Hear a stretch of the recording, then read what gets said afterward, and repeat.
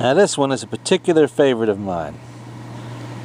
U.S. Springfield Model of 1898, otherwise known as the Krag Jorgensen Infantry Rifle.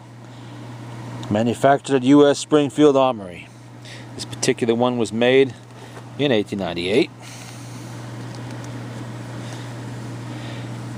Probably the finest bolt-action rifle this country's ever made, at least in terms of fit and finish and craftsmanship. I mean, it's just perfect how they made it.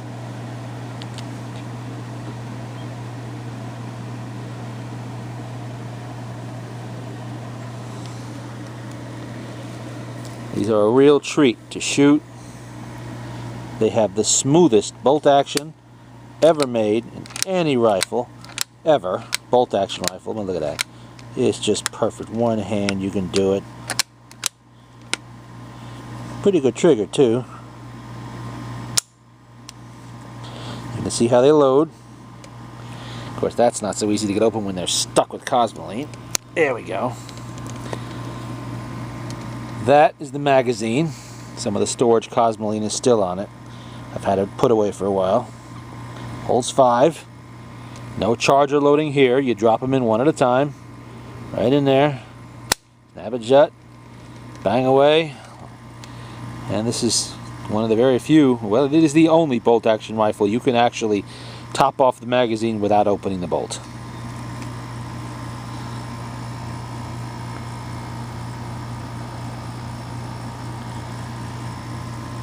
Used in the Spanish-American War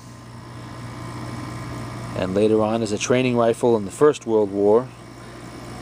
The Krag did not have a very long service life with the U.S. military, but it did bridge the gap between black powder cartridge rifles and smokeless powder cartridge rifles.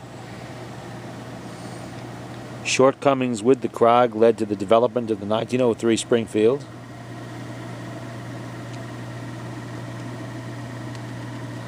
That sight is adjustable for windage and elevation.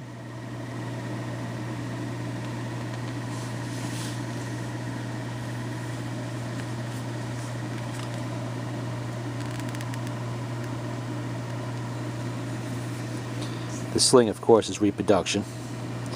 I have an original sling for this, but it's far too delicate to be screwing around with it like this.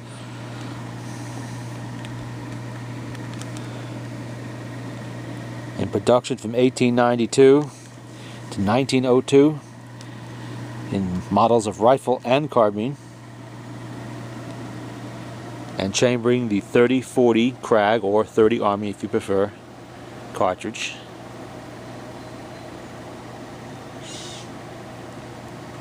And it was a major improvement over the 45-70 Springfield single shot. At least you had 4 more rounds in there you can go to quickly. But compared to the Mauser of pretty much any year from 1891 and up, it definitely was lacking in power and speed. The Mauser could be charger loaded a lot quicker. The Mauser in 7mm in Spain and 8mm for the Germans was more powerful, although not necessarily more accurate, but definitely packed more of a punch. That's a little something we discovered first in Cuba and then later in the Philippines.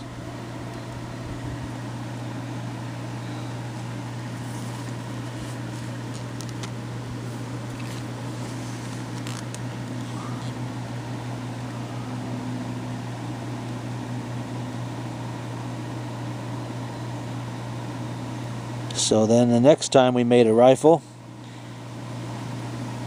we stole the design from the Germans. We stole the Mauser and made the US 1903.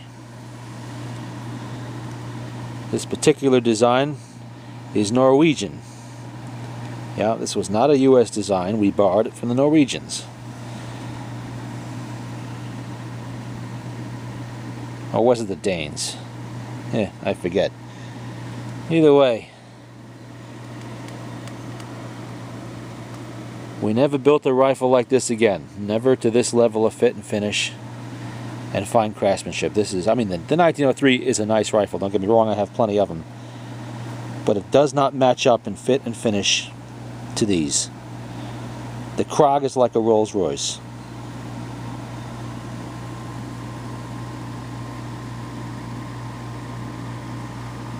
Just gotta love them.